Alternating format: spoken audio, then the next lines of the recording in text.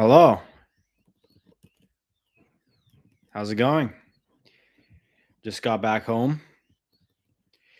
Put my as you guys as you guys know, those of you that were on the previous stream, I was warning about the fact that my phone might die any minute, and it did.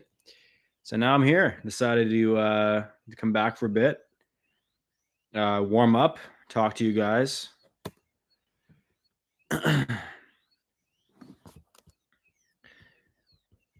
Yeah, it's nicer inside than it is outside. I do like a walk and talk though. That's like my favorite thing is just to walk around, just talk. It's the best. You're not like you're like exercising, but it's not like that's like not like the main focus. And then you're you get like a lot of you get pretty creative on those walks with the changing scenery and the fact that your body's moving, so your brain gets more blood flow. It's nice. Yeah, walking is awesome. Walking is one of the greatest joys in life. I have a Fitbit over here. So sometimes when life gets really busy and I forget to walk a lot and keeps me on track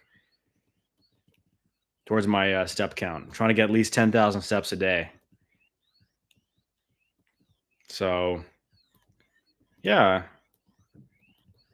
yeah, I get a lot of ideas on walks, and I like to write them all down in my little idea notebook. And I get a lot of ideas actually on the walks, and when right before I'm about to sleep. So I'm in bed and I'm just trying to fall asleep, and then I get like a ton of ideas. Um, and I think what those two things have in common is that I'm not constantly preoccupied with uh, activities on the phone or whatever. It's like the one moment where my brain has a chance to breathe. It's like, okay, finally, we're not getting stimulated by these things. Right? Let's think about other things that's going on, and that's when the ideas pop up. Um, 20,000 dailies. That's a good. It's a good goal to have. Yeah, I don't. I rarely get to 20,000 actually. On a good day, I would get to maybe like 13 or 14,000. But 20,000, that's like, I have to be like walking. That's when whenever I'm like a tourist in a different city and I'm just walking around, I can easily hit 20,000, sometimes even 30,000. But on an average day, I'll be lucky to get like 13, 14,000. Sometimes it's even hard to get 10,000. It's crazy. Like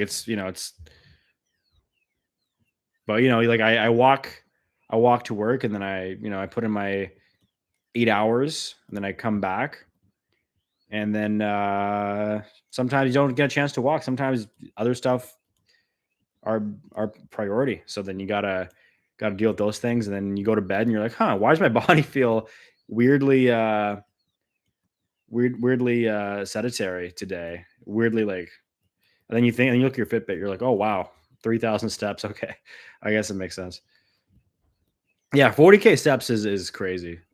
That's good. I mean, that's just like, especially if you're not trying, that's a great goal to have.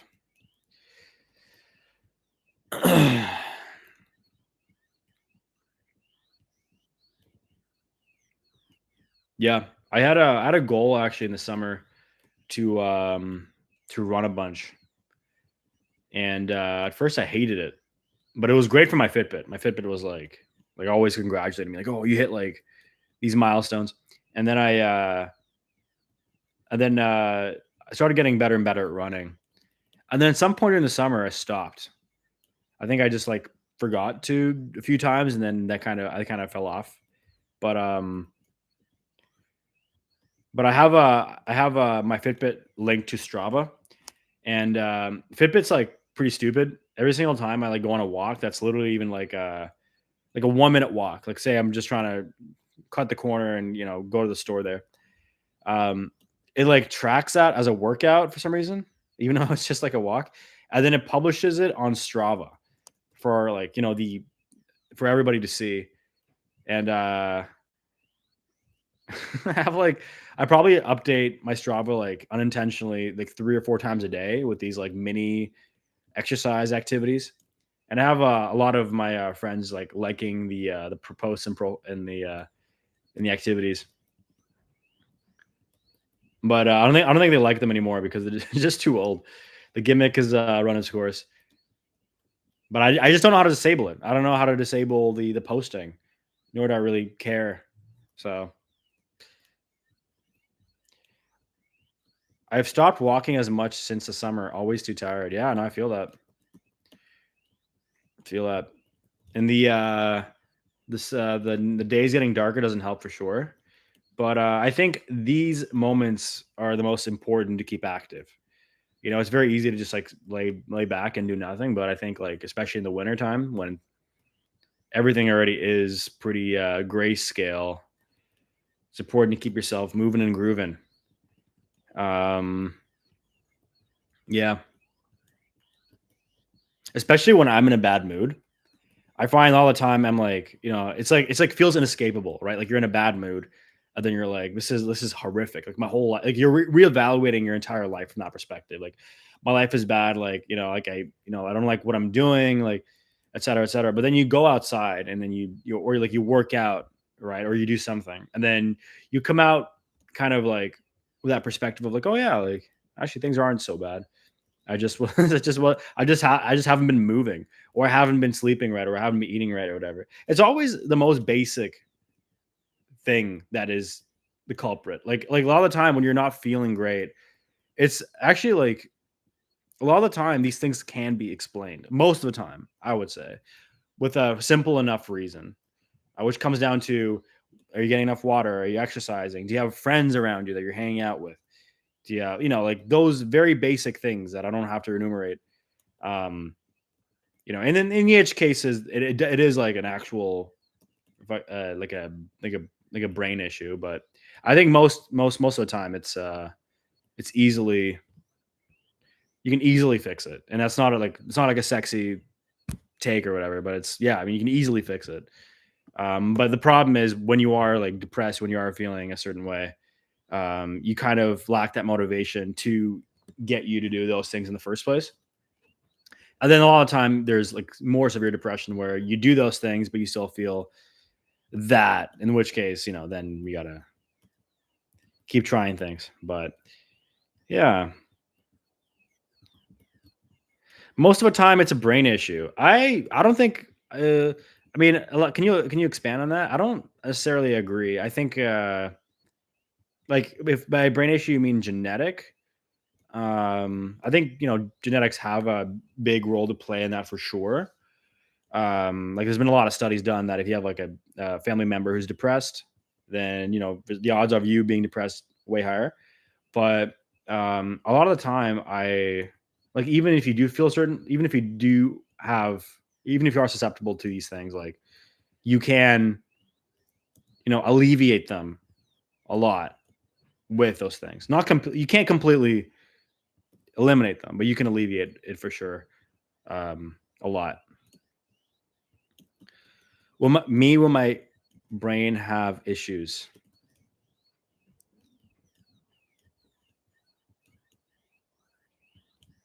Me when my brain That's fair.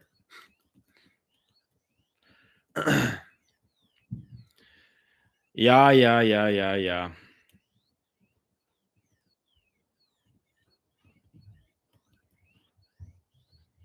What else has been up in your guys' world? Where are you guys from? What are you guys doing? Why are you guys what do you guys like watch me for? Like what are you guys what are you guys just hanging out? Was scrolling TikTok before this. Cool. I'm folding laundry and content been dead. Yep. I know you from drag stuff. Yeah, no, I haven't been in drag stuff in a while. But yeah, no, yeah, appreciate you here. Yeah, a lot of content I like watching while I'm doing while I'm doing something like menial. A lot of the time, what I realize is people like to watch content not because of when like anything specific that it's like creative or unique, which that is a huge reason, right? But if you actually look at the kind of content that's out there and why people watch and and its viewership, you can kind of come to the conclusion that people like to watch things for the sake of familiarity, right? Like if you look at let's play videos, you have a certain kind of guy who's doing those videos. He has a certain character. It's like a familiar face to go back to after like a day of work or something. Um, and it's interesting. Like a lot of the time, I watch JJ McCullough a lot. I watch a lot of his videos when they come out, and what I like to do is I like to put my laptop on the fridge, um, and just like play his videos while I'm cooking. And I catch most of what he's saying, but sometimes I just like I'm too captivated or I'm too into like the cooking to like fully immerse myself in what he's saying. But I just like the way he presents things and the way that like um I just like the flow of his content. Um, so that's nice. I do that with Dreg's podcast. Yeah, yeah, especially the horseshoe theory is very. I feel like you can do that as well.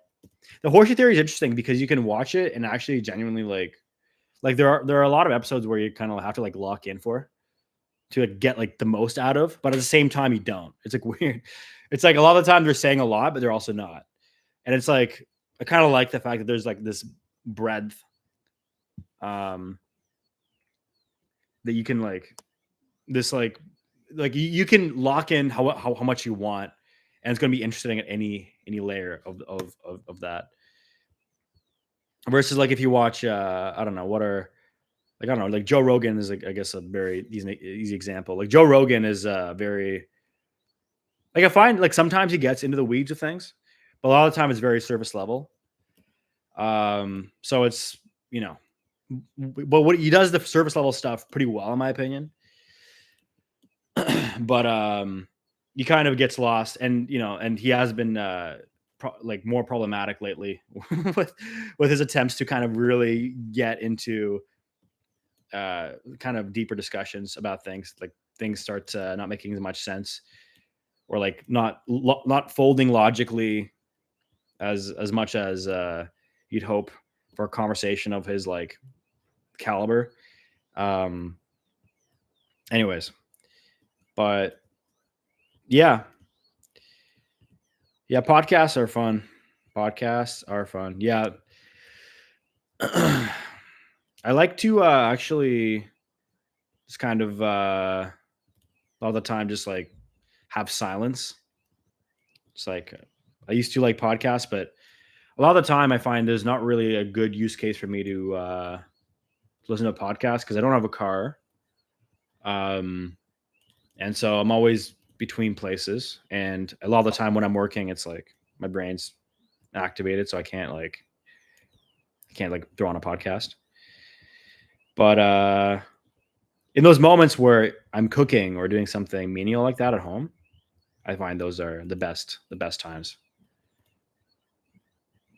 Maybe you could start a podcast. I actually had a podcast back in the day. Like just there's a few episodes. I got one episode with Art Chad way back in the day. This was maybe 3 years ago, I would say, or 4 years ago now.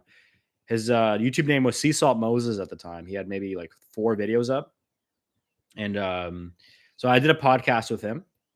So which is cool to kind of see how he is at that time, not having been not being as famous as he is now. And then I did one with my friend who I had to then take down because my friend didn't like the way it went. And then I did one that was 20 seconds long with the JJ McCullough actually when he was in Ottawa. So a 20-second podcast, probably the world's shortest podcast right there. You guys want to check it out? It's on this channel. But yeah, no, it's very fun. It's very fun to just like yap, just talk, just have an excuse to talk and make content at the same time. it's a very two birds, one stone situation, and gives it's also very good fan service, I find. So yeah. I also really like these live formats. And I always promise myself I'd do more of these, but it ends up being a frequency of once every 7, 8 months, I would say, for these live streams. Maybe once every 6 months actually. Um, but yeah, because I always have like high expectations or high expectations for these live streams, but whenever I actually do have the motivation to do it, I just decide to do it. I don't want to set anything up. I just want to go right into it. Um, so and yeah, I think it's fine as long as what I learned is if I've learned anything in in the creative kind of realm is that sometimes it's just worth not preparing that much as opposed to like actually doing the thing. Like if you preparing lowers the chance of you doing the thing by X amount because there's too much upfront um, stuff that you have to do, then it's just worth not doing it and just getting the habit of just like doing a simple thing. And that's why I like with the returning back to Antupia, that's why it's so nice to just be able to throw on something basic as a costume. Like if you just tape a few pieces of yellow tape across a black shirt and you got a bee costume right there. Very simple. And it's very there's not a lot of friction between you and the actual creating, which is super nice. Because if you were in Hollywood, if you had a lot of money, then maybe you could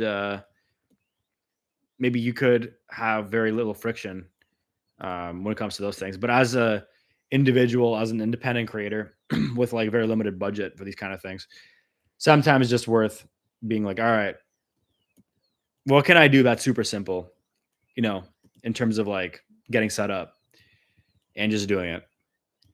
And then later down the line, if you keep doing that thing and you keep getting into it, then maybe, now that you have that momentum, you can then start adding things on without risking you losing the momentum and having that added pressure of people watching you and that sort of thing.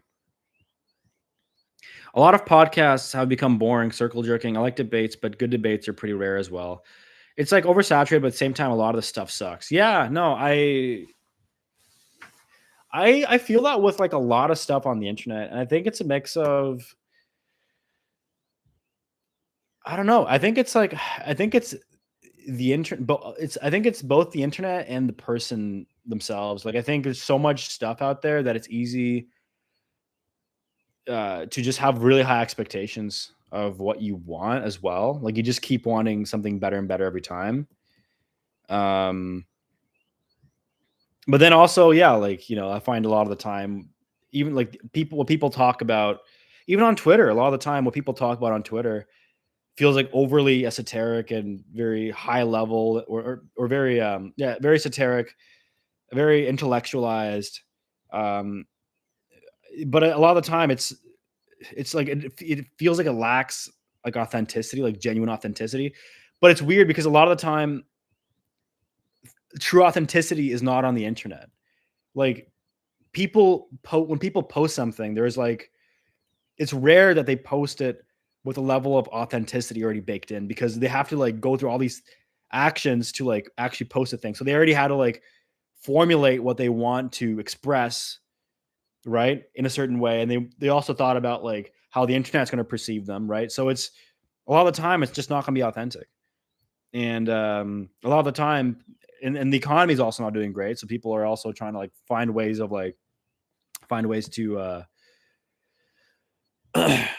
make something that's like monetizable and good, but then that if you're doing something just for the money, you're not going to be authentic, right? Um, so yeah, yeah, no, I feel that.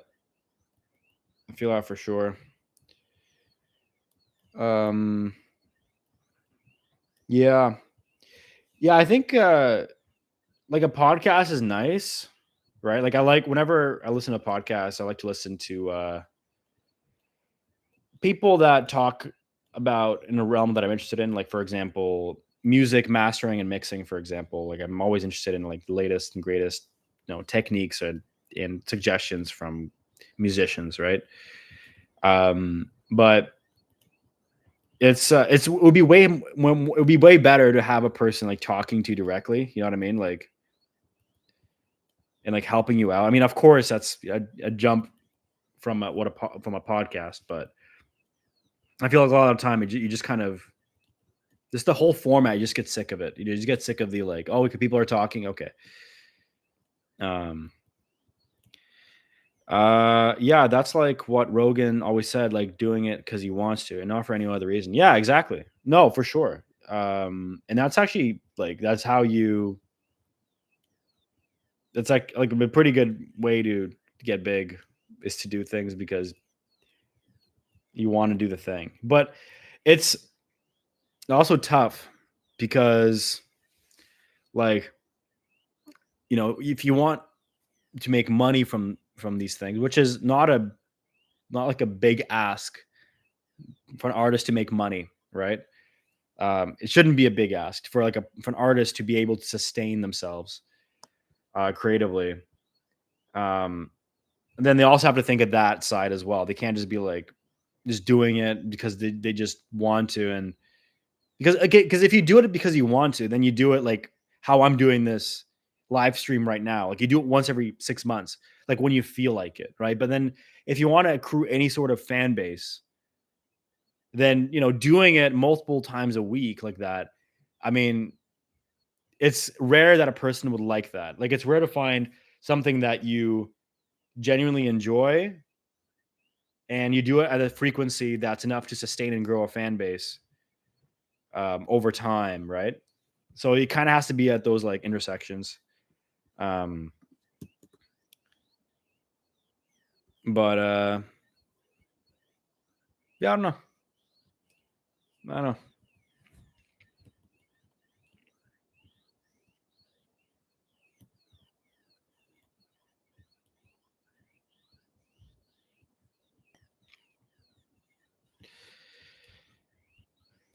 But that's with any other art form. Are you doing it for self-expression or audience as a surface? Yeah, yeah, no, it's true. It's like very art is like strange that way because a lot of the time, and I learned this the hard way with music, and I'm still perpetually learning this because it's kind of hard to. Basically, it's hard to decouple those things. It's hard to decouple self-expression and do and service for the audience because self-expression is a lot of the time people do that implicitly to express themselves for to the world, right? Because like think about it, what is the point of expressing yourself if there's no one to see what like what you're expressing, right? Like that's like what's going on there, right? But you kind of need those too, like if an audience wants music, right? They need someone to make the music. Need like the DJ or the band, right, to perform in front of them. But equally, the performers need the audience, right, to an extent. And I think it's people forget that. I think people put too much emphasis on like self-expression as a means, like without an audience as a thing. But I think yes, like you can be your own audience, but it's uh it's just not how art in my opinion is meant to exist. Like it's not when you're making something you shouldn't make it like that. um like maybe once in a while you can, but it should be the exception, not the like you should be making things that you enjoy and that the world enjoys. That's the goal, right? And all the time it's kind of hard to be like, oh well, I'm not trying to, because then it's like you're selling out, like, oh, I'm selling out if I make something that the world enjoys. um but like you gotta, but a lot of the time what happens is, from especially as like I perform like music, so as a DJ I go out and I play my usual stuff, and then sometimes I play some music that I'm not like a huge fan of, and then I see how people react to it, and people like love it, and then I get this like immediate feedback that it was good, and then I view that song differently. I view that art differently because I see how the audience reacted as I was expressing it from myself, and I was like, oh, that's something good. That's something I should continue doing. Um,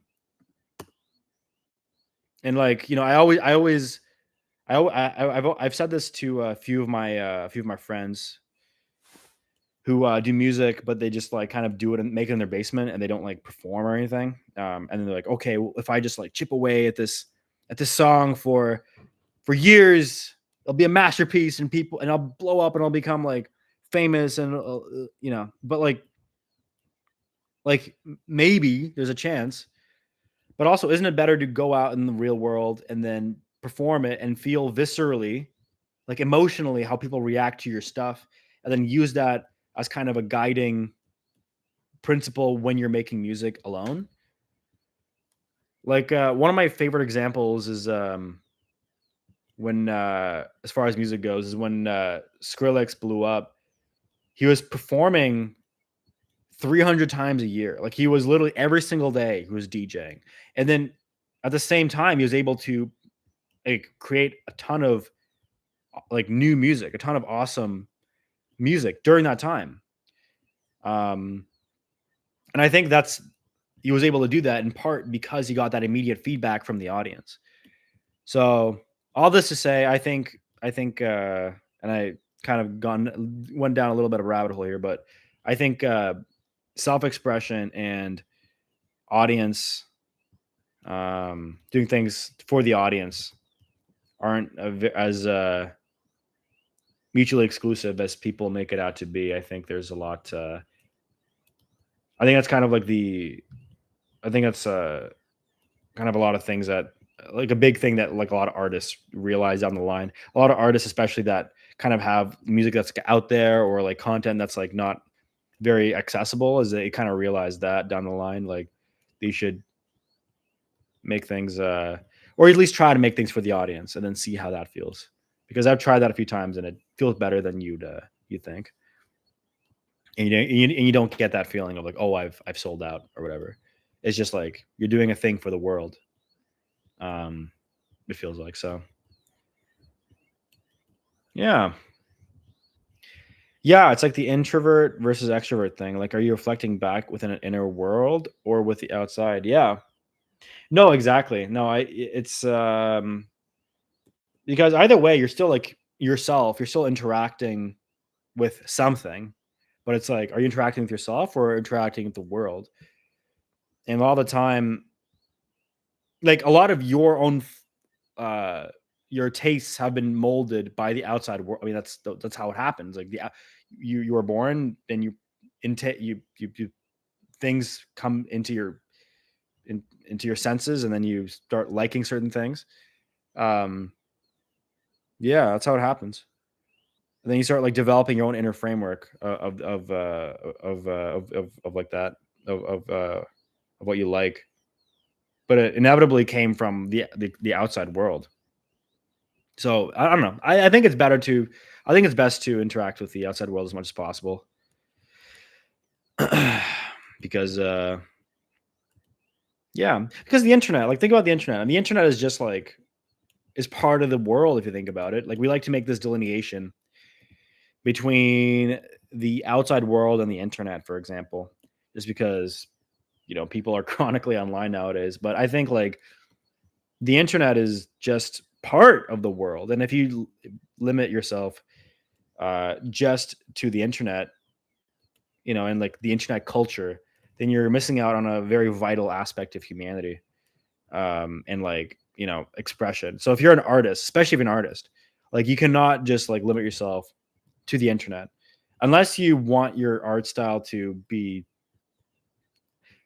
unless you want to unless you're going for that chronically online art style, you know then that's fine. You can find a culture. If you're actually genuinely happy being online all the time, then that's fine, I guess. But I feel like most artists, most people would derive meaning from doing things out in the real world. It's actually the real world super fun. Do you know that in the real world you can in the real world there's so many things you can do. I'm just trying to think of like what you can do. You can interact with people in real life. You know, you can at a bar, you go to a bar, you can be like, hey, you can talk to people. I guess on the internet you can do that as well, but you can do it in the flesh.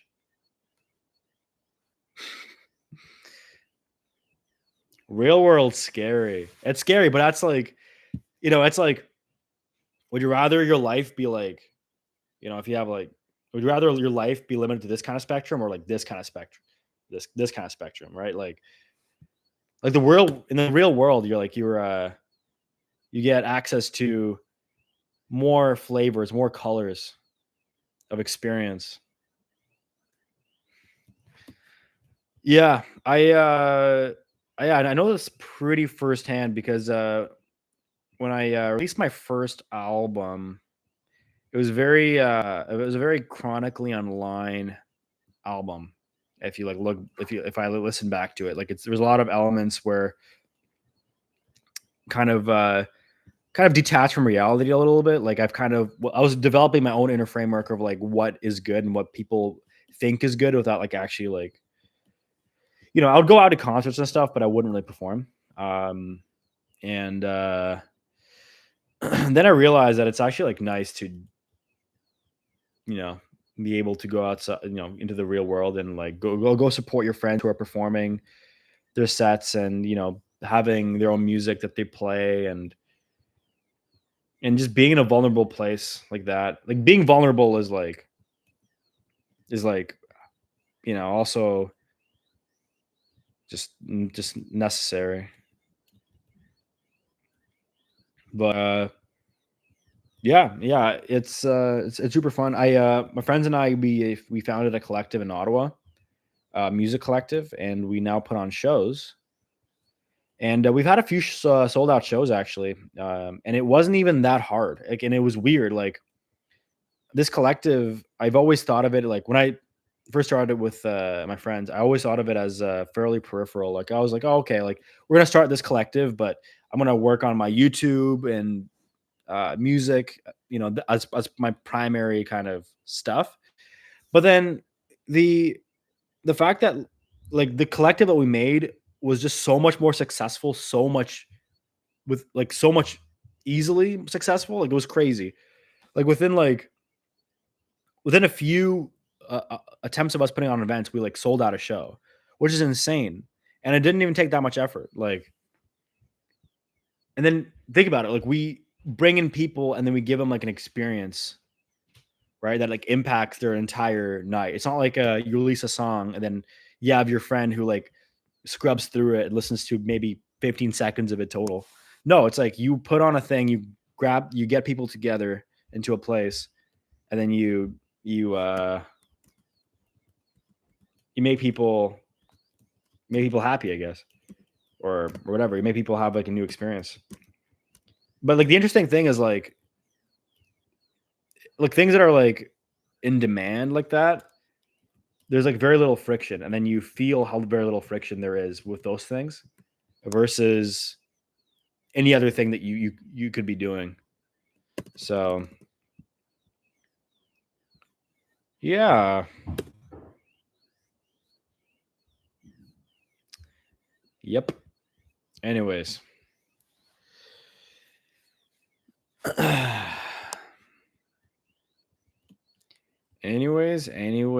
anyways.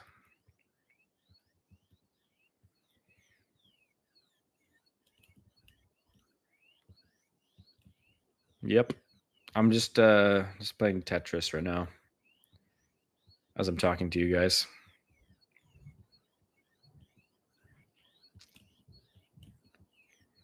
But yeah, if you guys are ever in Ottawa, you guys should come through to one of our shows. I'm performing new disco or funky house music.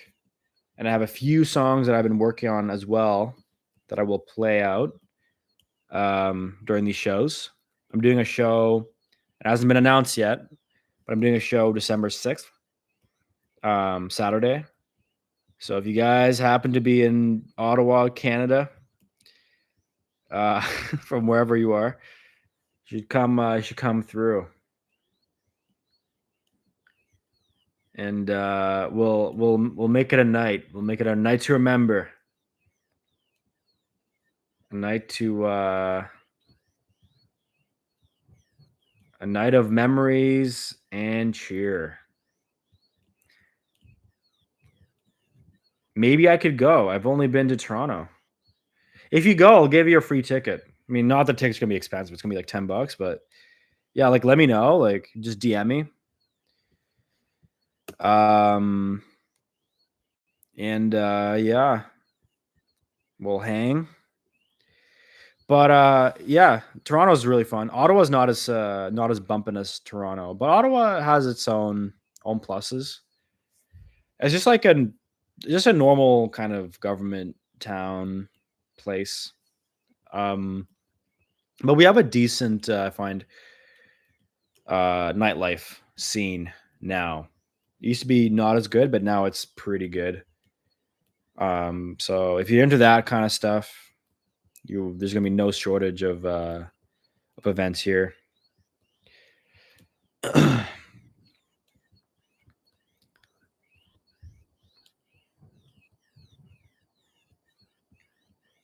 But yeah.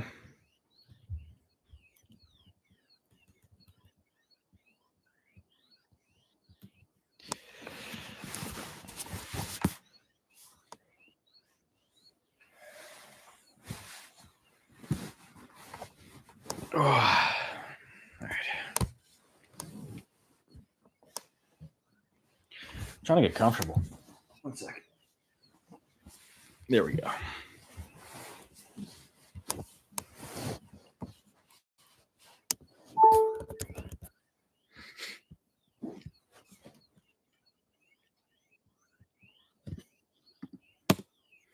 It's interesting how on this stream, whenever I stream on the computer, there's like I've noticed a distinctly smaller amount of viewers here than on my phone. If I'm just like streaming on my phone, like I think outside I randomly hit like 16 or 17 at the same time. I'm like, whoa, damn, all right, okay. So it's interesting the discrepancy. I guess it might make sense because most people are on their phones, and most people watch with a vertical format. But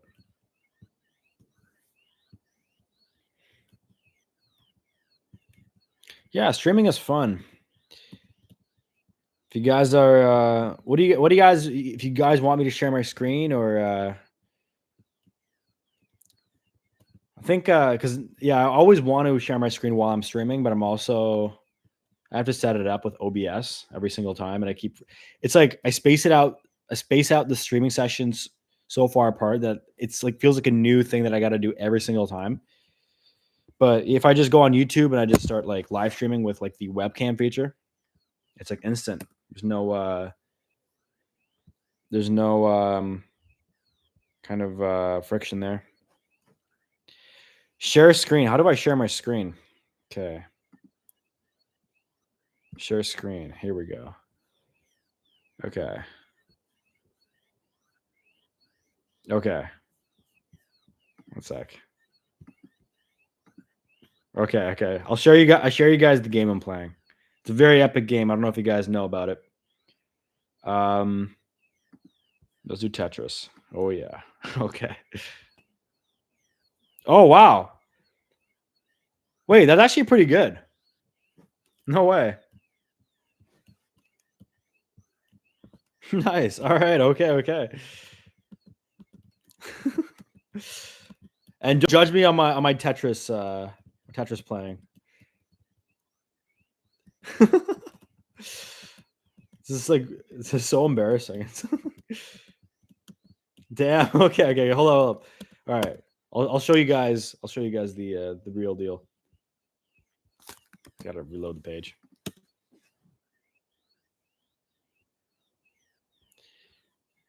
Very underground and niche. Yeah, no, it's very epic. I don't know if you've heard of it. It's made by this Soviet guy way back in the day. Yeah, I'm not very good at Tetris either, and I just like to position the blocks and drop them. I don't like doing the hold stuff. Although I can do the hold stuff, but it just takes takes too much brain power because I'm not like super invested in the actual game. Like if I was invested in the actual game, I would do it. But a lot of the time, I play Tetris while watching a YouTube video, or if I'm doing a stream like this, if I'm just talking haphazardly, it's something to keep the other part of my brain active. It's like wiggling or twiddling your thumbs. Yeah, and you know what we could do after actually? Actually, this is awesome. This is actually a game changer. I didn't realize that YouTube allows you to share your screen and then allows you also to like pick which windows you want to share as well. Like that's kind of a game changer. Um and then also superimpose it really really well with the webcam. Like that's super cool. So yeah, we could also do other things. We don't have to just play Tetris. I don't know, we could do other stuff. Look at weather. We can go on Reddit. We can look at Reddit posts or Twitter posts or something. Oh yeah. Uh I since the last time I streamed, I started a Substack. So I got into like writing philosophy for like a month and a half. I was like really into writing philosophy. And yeah, if you guys are I have a few articles posted. If you guys want to check it out, it's on my it's somewhere. It's cloy.substack.com. But yeah, we could if any of you guys are down to read some philosophy now and or go over it, we could also do that. You know, I'm really game for anything. This stream, this stream is about you. It's about the audience. It's not about me. It's about you guys. Yeah? Guys want to do philosophy? All right. Say no more. Okay. Okay. Okay, let me stop wait, hold up. Let me end this sharing. Okay, that worked. Okay, I'm gonna move this over here. Okay, here we go. Share screen. And bingo, bongo. Bang. Here we go. Bongo. Here we go. Cool. All right. Philosophy. This is my philosophy Substack. It's cloy.substack.com if you guys want to check it out. So I have 3 articles posted right now.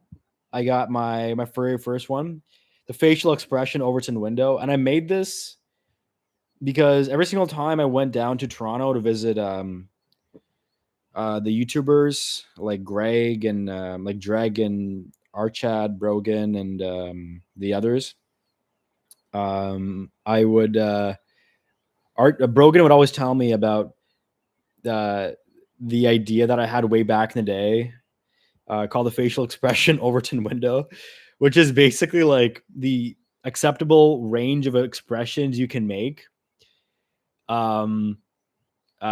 socially. You know what I mean? Like at work, there's only a certain amount of facial expressions you can make before like it's frowned upon, right? Like, but like in acting school, you have a higher range of facial expressions you can make, for example, versus if you're working in banking, right? So yeah, I wrote this article about it, and this is my first one. But it's basically exactly what I'm saying. It's yeah. Yeah. So yeah, I like making this face. This is really fun to make. But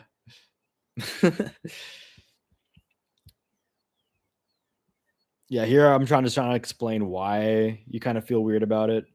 It's like violating some social contract. But basically it just comes down to like, wrong place, wrong time, and disconnect between the emotional and logical sides of the brain. Yeah, you're not allowed to get too freak in society. You feel like so much for freedom of speech, right? Like, yeah, freedom of speech, but then you're bound by society and their rules.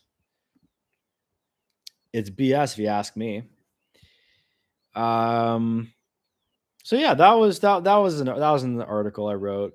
Very very basic first article, and then I wrote an article about this is getting more into like actual philosophy. It's more like phenomenology, like the study of consciousness. So it's less like, internet philosophy and like meme philosophy and fun philosophy. It's more just like I had my ideas of like consciousness that I try to articulate here. And if we just click on it. Uh and basically I can't even articulate. Honestly, it's been a few months since I've published this, but basically, I don't like the word consciousness very well. I think it's too broad. I think the way people use it, the fact that it's such a broad word, um, kind of implies something deeper under the surface that people can't really articulate properly. And I think the fact that we kind of lack the vocabulary to articulate it leads to it being misinterpreted in a lot of ways, even within philosophy. Consciousness is very misinterpreted even within there. Um, so I'm trying to like articulate what I think consciousness is, and more broadly, just the idea, like just trying to deconstruct what consciousness is into multiple parts. Um, so I think, yeah, yeah. What's a good example? Start just arguments. Okay, yeah, let's just start here. Um,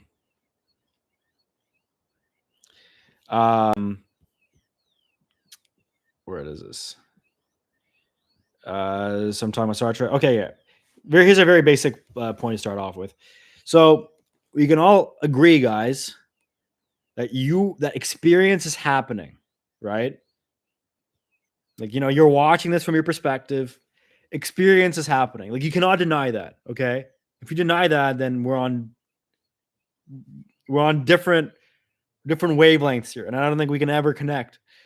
But I feel like it's undeniable, and I think most people would agree that experience is happening for them, right? Okay, let's start off there.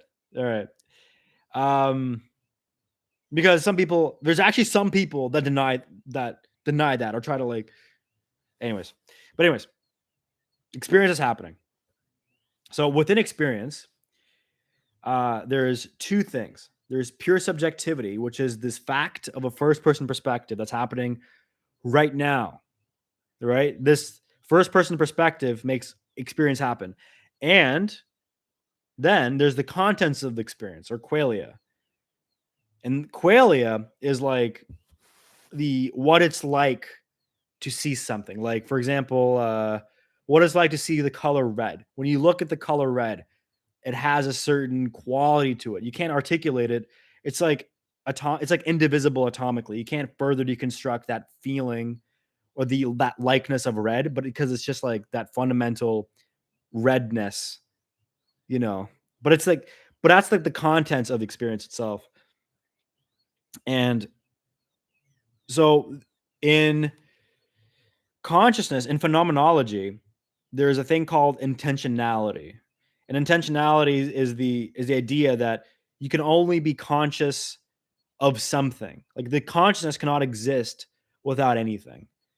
Um So, uh, uh, I was just reading your guys' comments and I completely lost track of thought. But uh, oh, hold up. What am I trying to say? Oh yeah, consciousness of something.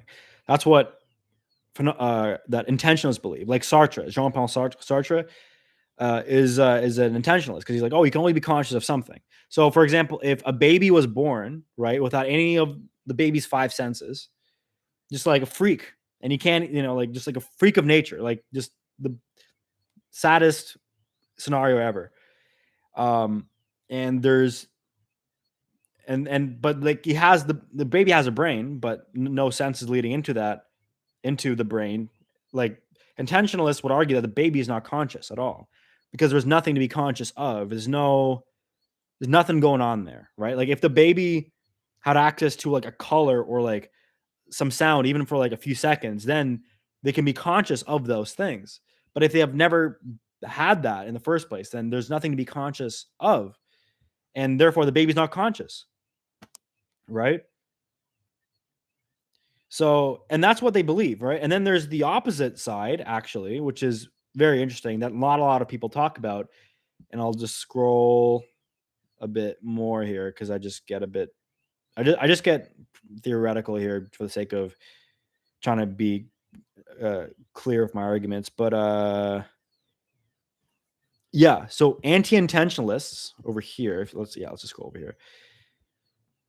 They say that subjectivity, this idea of like consciousness or whatever, they conscious could exist without any contents of consciousness, basically. So like the baby without any of the five senses could be conscious still, right? And they believe that um, the anti-intentionalists actually believe like that it's that this consciousness that they have is like the most important thing in the world. Like it transcends anything else. Like it is what makes anything possible in the first place. Like they put it above everything. Like it's like almost like that they're an idealist. And an idealist is someone who interacts with the world from the perspective of like what there is, what you experience. So it's like the physical doesn't exist insofar as it is only a representation of our mental states. Um, but like an objective reality is not really the point, or maybe doesn't even exist. Um, but anyways, that's what anti-intentionalists believe. Those are the two sides. So you have the baby with the not with without the five senses. You have the one side that's like, oh, the baby cannot be conscious, might as well just be dead. Basically, they can't be conscious of anything because they have no inputs going there. But then you have the other side that's like, oh, the baby is conscious and even without the five senses, and it's like the most important. And it's like that conscious the baby has is like the most important conscious, and it exceeds um like like in like the hierarchy of importance, it exceeds everything else. Um, but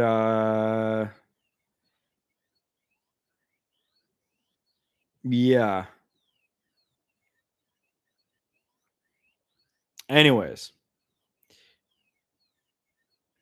okay, so yeah, so then what defines consciousness according to the people who say baby is not conscious, uh if the baby who is not conscious because they don't have the five senses, well then it's just like you're conscious of the things that you're like, because you can only be conscious of something, right? Like you're conscious of your thoughts as you're thinking right now, you're conscious of the experience you're having right now, but it's always a consciousness of, like, it can't be like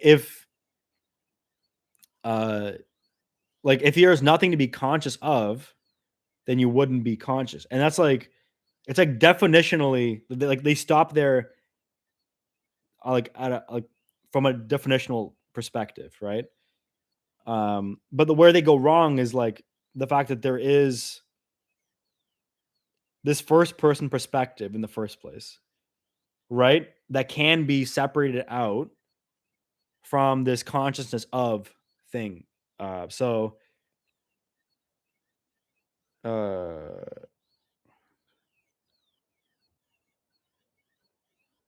yeah, the babies have the five senses. The babies, you know, of course. I'm trying unless I'm misunderstanding what you're saying, but uh yeah, but hopefully that makes sense. That spectrum, that like those two sides, the intentionalist and anti-intentionalist sides. So isn't the perspective formed by the senses in the first place? If there is no experience, there's no consciousness. Aha. Yes, exactly. And that's what this is the thing in philosophy is that like yes, definitionally like there's no experience happening for sure. But the thing that makes us have experience in the first place, or the thing that makes us view those experiences in the first place is this first person perspective that you're having of those experiences, right? And like obviously experiences contextualize the fact that you are experiencing things from a first person perspective. But we don't have proof that even in the absence of any tangible experience that there won't be something still there to observe the absence of experience, right? So that's like kind of my problem with people or with the intentionalists.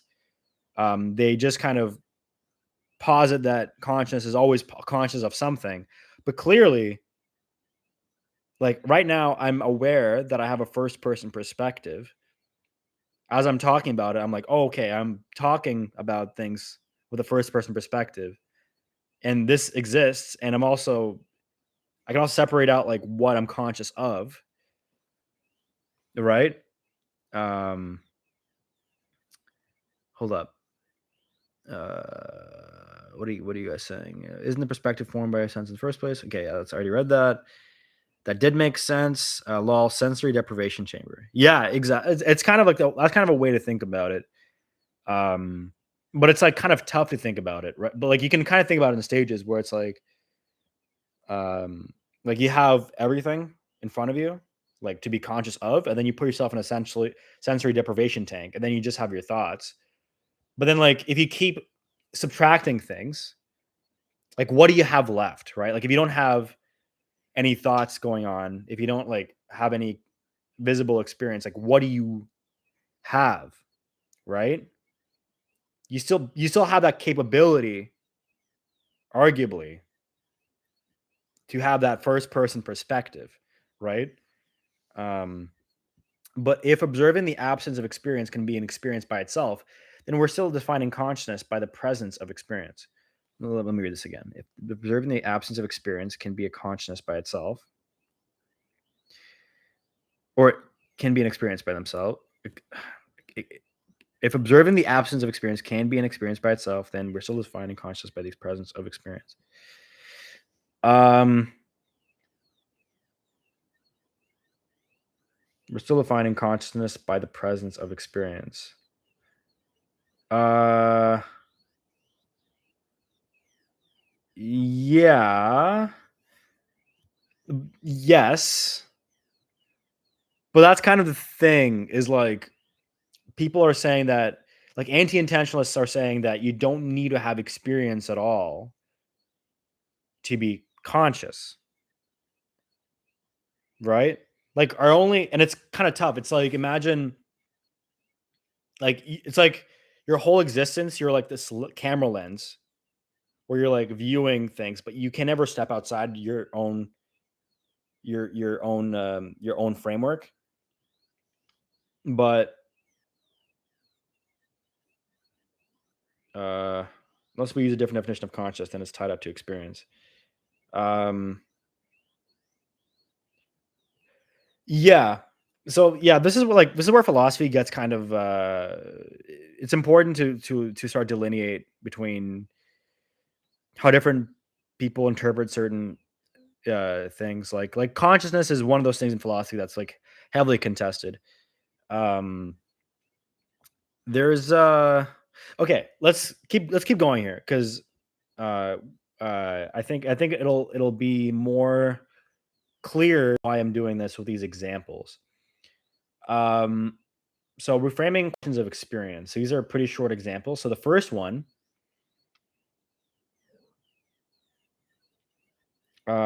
I'll get back to your thing in a sec, Bert. But the first example I wrote up here is the hard problem of consciousness, which is a pretty popular, pretty famous problem in philosophy, which is like why and how do physical processes in the brain give rise to subjective experience? Like if you are like we're just physical beings in the world walking around. Why do we have these mental states, right? Like why are we conscious in the first place? Like why is there a separation of the physical and mental, right? And it's like, why does the physical give rise to the mental? That's called the hard problem of consciousness. And that's like been kind of a pretty popular thing to for people to think about for the past like 30, 40 years now.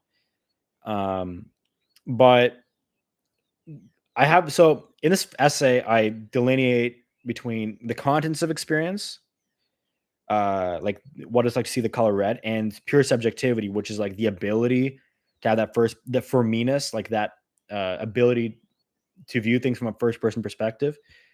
So if you split those if you split experience into those two things, what you get is a refined notion of the problem where okay, hold up. Yeah, I'm just gonna make it like this. You get the subjectivity problem, which is why and how do physical processes in the brain give rise to a first person perspective? So it's not like why does uh uh why do we see the like why do we see qualia from nothing? Like why do we see the color red? Why do we taste and feel? Or it's like the more refined question is why is there a first person experience at all? Right? Like seeing the color red, seeing like hearing things, obviously part of that first person experience, but the problem can be more deeply refined by just saying why is there the first person experience at all? And this is problematic for intentionalists because it kind of gets closer to the heart of like, you know, the fact that consciousness doesn't have to be um conscious of something. Like it kind of like loosely implies, kind of goes into that domain a bit more.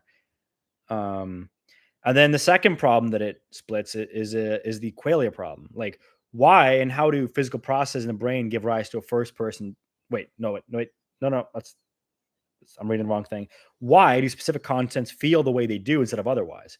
So the qualia problem is like you see the color red, but why does it feel like red to me? Like why is it why does red have that specific redness to it as opposed to anything else? Like why you know what I mean? Like imagine another universe where you had a different set of colors available to you, that ones that you don't know you have access to right now, right? Like why is blue blue, red red, green green, right? Like that's like why. So that's a qualia problem, and so those two things get split up, and uh, I also wrote here that the hard problem implicitly puts qualia at the forefront of the question in the form of why does my brain, which is a physical process, make me experience red? Because it's very qualia centric. It's very like philosophy has been very has been seeped with intentionalism. It's been very uh, it's been very like focused on making arguments as to why you're conscious of stuff. Um, so it's like the implication is like, oh, why are you experiencing the color red, or why are you hearing things? It kind of puts out like a subjective thing that you can point at the forefront of the equation. But the real punch of the question comes from the deeper fact of the first person perspective, which is buried from the lack of separation of these two questions. The qualia problem, although also hard, is arguably easier since it does not have to deal with the jump from the physical to subjective states, which it remains in the subjective domain. So why is red red? Why is blue blue? Those are things that remain. in the subjective domain, right? So it doesn't have to go. It doesn't have to interface with like the physical reality. It just is like it's more of a problem on a subjective level than like a physical level. But yeah. One sec. Let me read all your comments now, Bert. Um, okay. If a person is completely cut off from the world, no senses at all in their life, we have two possibilities. They are not conscious at all, or they are, but that consciousness is shaped by it's completely they have no senses at all in their life. Yeah, they're not conscious at all, or they are, but conscious is shaped by X. Yeah, and we don't know what it's shaped by. Like we don't know how a consciousness that's devoid of anything looks like.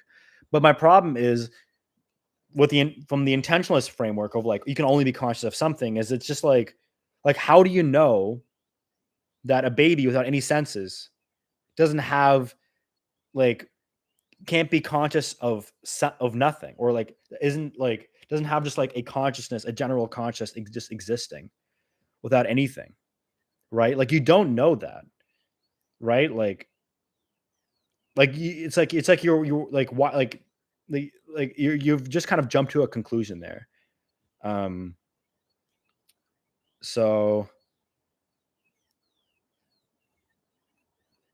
okay, hold up guys. I'll be back in like a sec.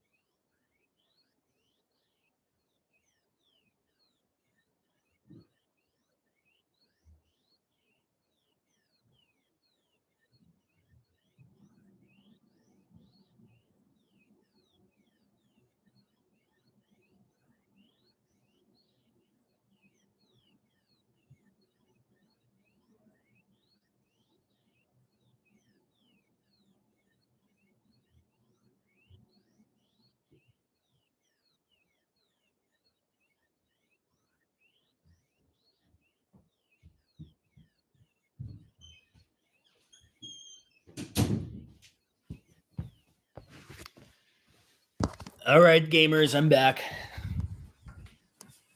What I what I miss in those 2.5 minutes. Okay. You can say that it's a gradient, like a deaf or blind person will never be conscious of certain experiences, or developmentally disabled people, even our own unique differences in pattern recognition. Yeah, that is a really, really, really good example. Um, kind of like if you think of it from a perspective like yeah, just like a deaf person who's always been deaf, they can't articulate how sound sounds like because they don't have the means for that. Um, and I think like if you keep like subtracting those things, then you'll kind of start butting heads at like, okay, well, can consciousness exist without anything? Or the thing is, I'm like leaving the door open. Like it could be the case that you could only be conscious of stuff, but I'm just saying that you cannot disregard the fact that babies without any of the five senses might potentially be conscious of or have some kind of consciousness that exists that we can't articulate, right? Because it's that ultimately what makes us conscious of stuff is that first person perspective that we have in the first place, right? um and we don't know if babies have that and how that manifests. Imagine a person born in zero senses. I suppose they wouldn't build any architecture like the language acquisition phase in toddlers. Yeah. I mean, cognitive. Yeah, I mean, probably. Yeah, but they have brains of and they have some kind of ability to perceive reality, right? Like they have a capability to. It's just like the wires aren't connected, but the framework for even developing that architecture exists. So, you know, okay.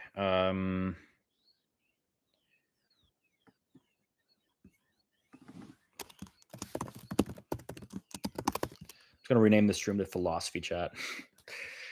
Okay. Okay. Okay. What's going on here? I'm just reading from top to bottom.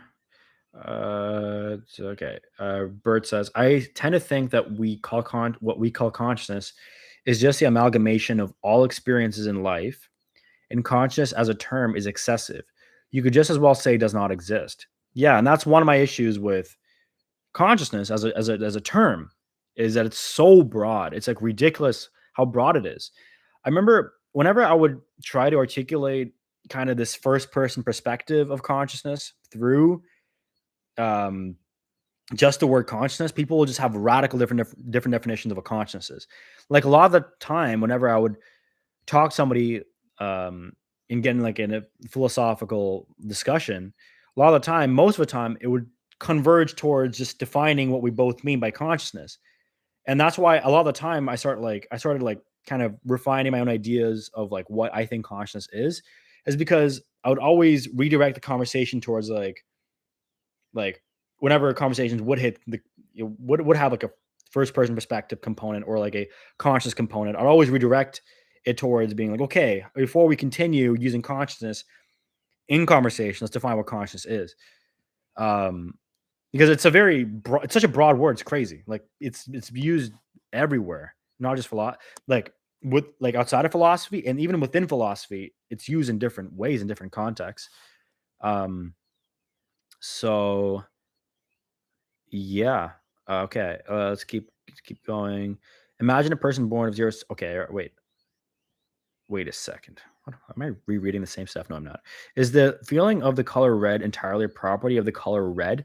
Most people would say it's coming from your own body as a reaction to the color, which is a physical property of the brain. Yeah. I mean, probably, but you also can't articulate why it feels the way it does to you. And obviously, you can link it to be like, okay, well, you could say, like, oh, well, like if you were to shift some neurons around in the brain and be like, oh, now red is actually blue, right? But uh, the arrangement of the neurons or the way that the brain is interconnected cannot explain why red feels the way red does, which is it's purely a subjective sense, right? Like you can explain that red is more jarring color than, for example, brown, and maybe it might like inflame the amygdala more, and maybe like that, uh, the color uh, processing part of the brain is closer there, but like it still doesn't explain why red feels the way it does. If you get what I'm saying. Um, Abstraction grows from the physical in the first place. So without qualia in the first place, there would be no consciousness. And yeah, and that's the thing. That's a very common way of understanding what consciousness is through intentionality. It's through being consciousness of something. Like if there was like it's that, and that's exactly what I'm saying. Um, there would be no consciousness without qualia, and that's the question. And like, and it's also something that um like consciousness conflates, in my opinion, multiple things. And the way I would use consciousness isn't the same way. So consciousness is like, you know, it it includes that first person perspective, but also the elements included in that first person perspective. So it's like uh obviously like what you sense, and also the perception of time, right? You can be conscious of that as well. Those are things that Kant calls transcendental. They're like the conditions of experience, um, and those are things that are also like you could also be conscious of. So conscious of space and conscious of time, those things. Um, even Helen Keller wrote books, but maybe she needed something to latch onto in the first place. Yeah, exactly, exactly. And that's kind of the. I actually read Helen Keller's autobiography recently, and it was like it was so good. Actually, look, the second half of the book was fine, but the first half was incredible. Just like the way she talked about her experiences growing up, without having the means of expressing herself yet. Like all of that is just so interesting to like read. Because imagine you're someone who just you don't know how to you don't know how to talk, you don't know what the words mean, you don't know what words are. Like you're just kind of have this internal framework of how the world is based on your remaining three senses that are not like sight and hearing. So it's crazy, like just and then read. So yeah, I would highly recommend reading at least the first half of the autobiography. It's very the whole thing is very short. It's only like 70, 80 pages, I think, total. So read the first 30, 40 pages. It's really good. It's like the scene in Interstellar where he crosses beyond time and space. Uh, maybe, yeah. I don't understand the analogy there. I wonder if deaf people have mute dreams. I mean, probably, but yeah, I think like I mean, a lot of the time my dreams aren't full of audio material. Actually, a lot of it is mostly it's very visual heavy. But yeah, but the other aspect of like a blind person's dreams, I've thought that that's really interesting, like how they dream. It's just like an echo of just like random sounds. Like that's crazy. Now I'm forever gonna think about this. Okay, I'm glad there's something for you to think about. I'm glad I stirred up some thoughts here. Hi, Chloe, Khadija. Hey, Khadija, how's it going? How's it going? How's I saw that picture you drew actually of me in the subreddit. It was pretty cool. It was pretty cool. I think that was my first fan art. It was it's very nice. Thank you for that. I really appreciated it. They might be conscious of something that we weren't aware of, but that would still require some kind of experience. No, we might not be able to communicate. Doesn't mean a lack of experience of baby. One sec. I mean, they might be conscious of something we aren't aware of, but it would still be kind of some kind of experience. No. Um. Yes. Yes. But it's like the thing I'm trying to get. Like, so the important thing I'm trying to get at here is like because I think consciousness itself is a good term. The thing I'm trying to get at here is why consciousness feels so inaccessible and like the core, like the root of consciousness, which is the first person perspective of consciousness, is what people don't talk about or even acknowledge really of consciousness. Like people always talk about consciousness through like, oh, like I'm conscious of this or conscious of that or I'm conscious of my thoughts, right?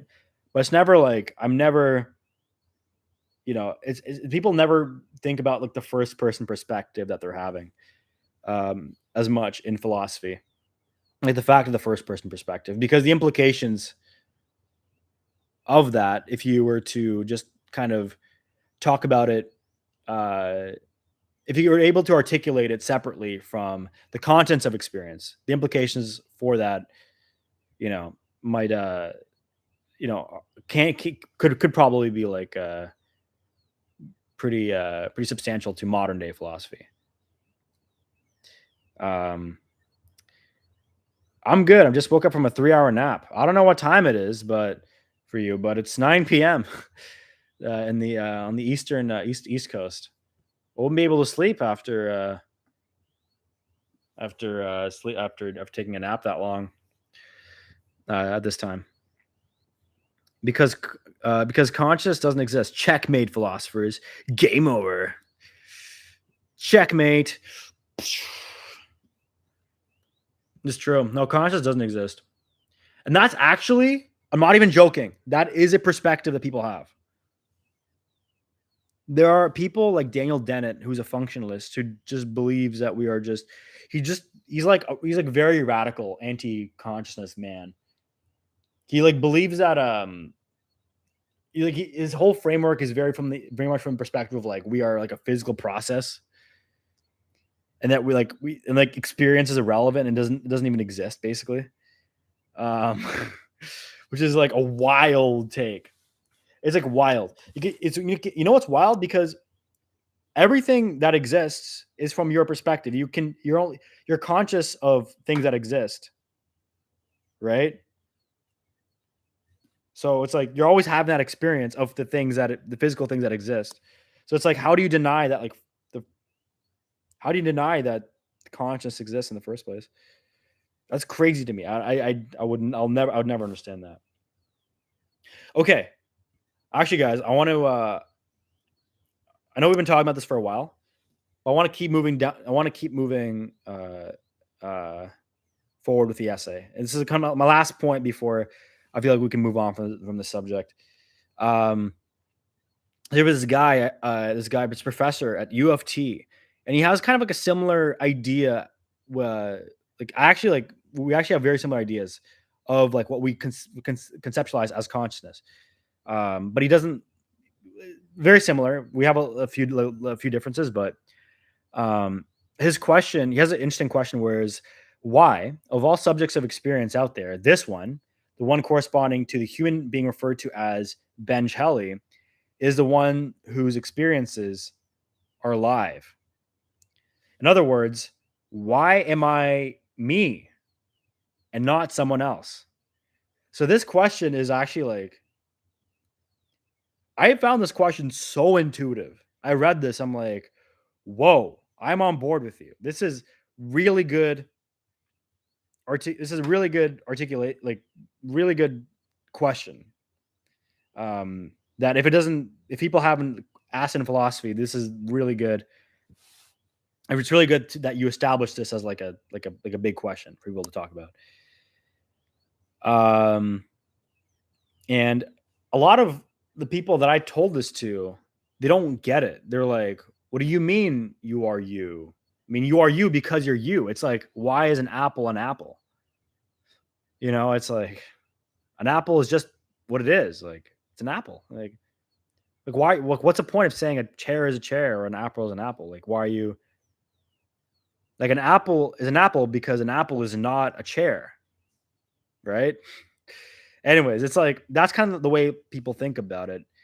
But what I like about this question is that it highlights that like like I could like you could be experiencing things from my perspective right now, basically, right? So there's still gonna be qualia, but then there's that switch of that first person perspective. Um, from from your first person perspective to my first person perspective. Um, so I really like that question. Um,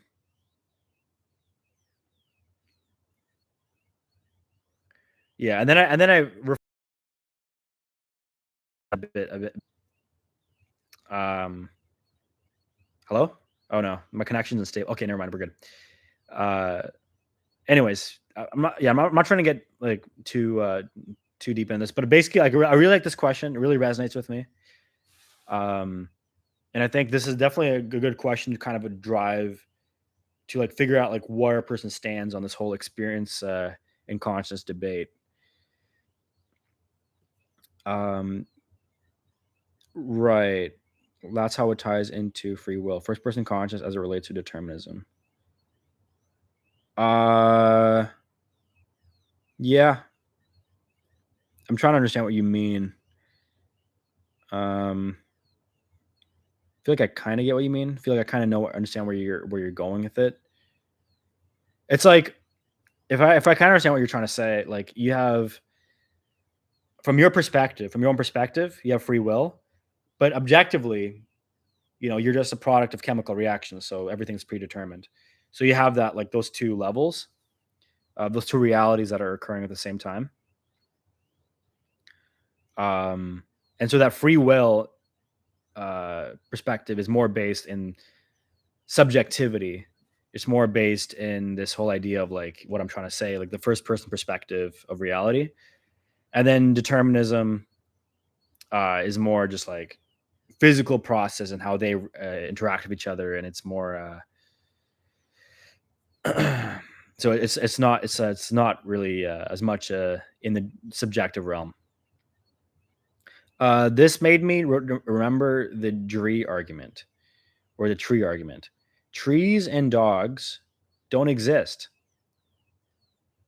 and there is a single. Oh, it is a tree argument, and there trees and dogs don't exist. There are a single thing called a tree, which is a tree and the nearest dog.